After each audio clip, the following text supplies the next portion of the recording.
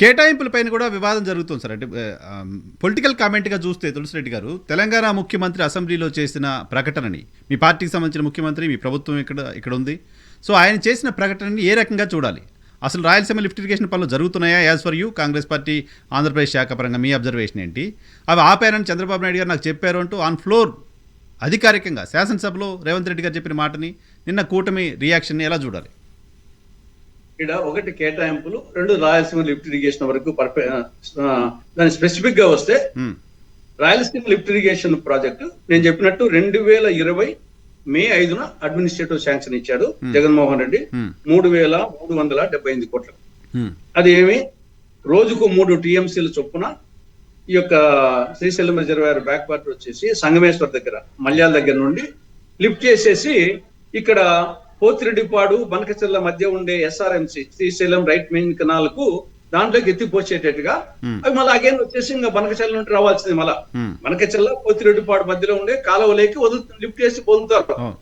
ఇది దీని మీద నేను ముందు చెప్పినట్టు ఏమీ లేవు కాబట్టి ఇక్కడ గవినొల్ల శ్రీనివాస్ అనే మహబూబ్ నగర్ జిల్లా చెందిన వ్యక్తి, అతను కేసు వేశాడు. దాని మీద 2020 అక్టోబర్ 29న నేషనల్ గ్రీన్ ట్రిబ్యునల్ వచ్చేసి స్టే విధించింది.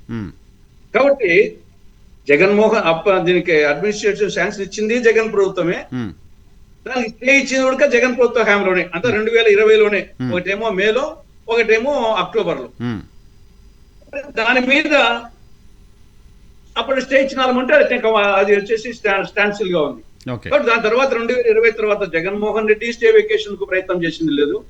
ఈ గవర్నమెంట్ స్టే వెకేషన్ ప్రయత్నించినట్లేదు. ఎందుకంటే అది తెలుసు, వాళ్ళకు కూడా తెలుసు అది వచ్చేసి అక్రమము. దానికి ట్రిబ్యునల్ లో రాదు, తర్వాత కృష్ణా రివర్ మేనేజ్మెంట్ బోర్డు ఇవ్వదు, సిడబ్ల్యూసి ఇవ్వదు, అపెక్స్ కౌన్సిల్ ఇవ్వదు, తెలుసు వాళ్ళకు. అందుకోసం వచ్చేసి ఏదో జరిగే కాలం జరిగింది, 5 నెలలు కొట్టాల్సింది కొట్టేసినారు. మళ్ళీ వెకేషన్ ఆయన ప్రయత్నం చేయాలా, ఈయన ప్రయత్నం చేయాలా. బహుశా నేనేమనుకుంటున్నానంటే రేవంత్ రెడ్డి ఉద్దేశము స్టే వెకేషన్ కోసము చంద్రబాబు నాయుడు గవర్నమెంట్ ను మీరేం ప్రయత్నాలు చేయకండి అని ఏమన్నా అడిగాడేమో. స్టేలో ఉంది ఇప్పుడు, అది మీరు స్టే వెకేషన్ కోసం ప్రయత్నం చేయకండి అని చెప్పేసి ఏమన్నా రేవంత్ రెడ్డి అడిగిండొచ్చు. ఆ కోణంలో ఏమన్నా చెప్పాడేమో కానీ కరెక్ట్ గా నాకు కూడా తెలియదు. వచ్చేసి రేవంత్ రెడ్డి ఒకవేళ అన్నాడంటే ఆ విధంగా ఏమన్నా ఉండొచ్చు. ఎందుకంటే ఆల్రెడీ జగన్మోహన్ రెడ్డి పీరియడ్ లోనే అది స్టాప్ అయింది. దానికి చంద్రబాబుతో చెప్పి స్టాప్ ఇచ్చిన అంటే నేను అనుకోవడము స్టే వెకేషన్ కు ఆయన ప్రయత్నం చేయలేదు, మీరు ప్రయత్నం చేయకండి అని ఏమన్నా అడిగాడా, దానికేమన్నా చంద్రబాబు నాయుడు ఒప్పుకున్నాడా అనేది చంద్రబాబు నాయుడు ఆయన చెప్పాల్సింది.